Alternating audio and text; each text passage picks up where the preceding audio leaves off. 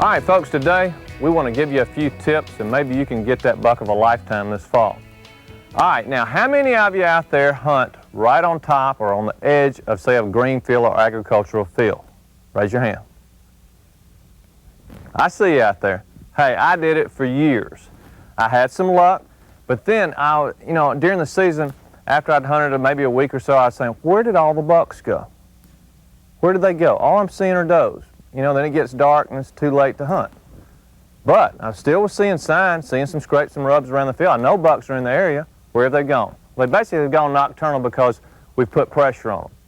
All right, this is one of the hardest things for me to do was to give up visibility. It's the hardest thing for a deer hunter to do is give up visibility. They feel like they got to see 100 to 200 yards. But this is where your scouting comes in, and you gain confidence in your scouting.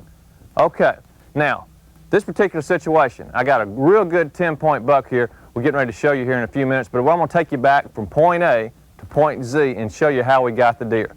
All right, now, this is the end of December. I've been hunting this particular stand off this green field, for a few weeks. The beautiful thing about this situation here today is that the bucks have just started scraping. So we've got our green field, we've got our major trail coming across the creek. We're going to take you back to the bedding area. We're going to show you where we place the tree stand and where the scrapes are. But if you're hunting, say, along some creeks, walk up and down your creeks, and you'll see where the major trails are going across it, okay? Because a lot of times, or if you don't have creeks, just go and find the major trails coming in and out of your agricultural fields, all right? You're going to take that back, and it might be 100, it might be 200, it might be 400 or 500 yards to where the bedding area is, okay? So we got our nighttime food source. We found our major trail here. Now let's go find the bedding area. And I'm going to show you where we placed our tree stand.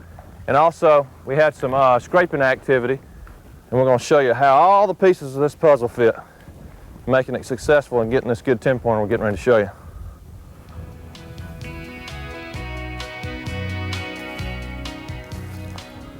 All right, we're getting really close to our bedding area. You just saw the thicket right here.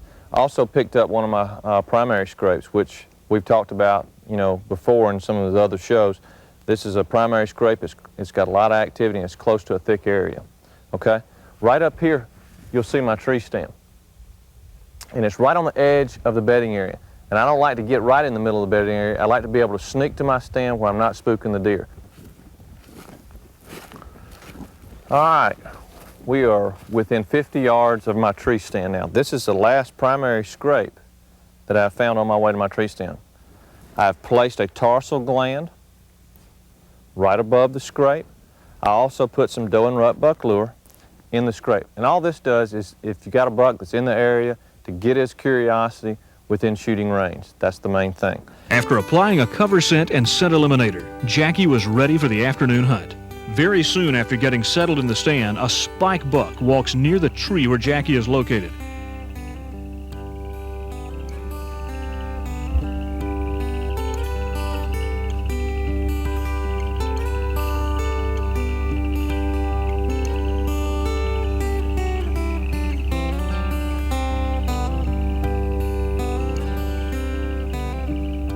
Very soon after the spike buck leaves the area, a mature rack buck begins to make his way toward Jackie.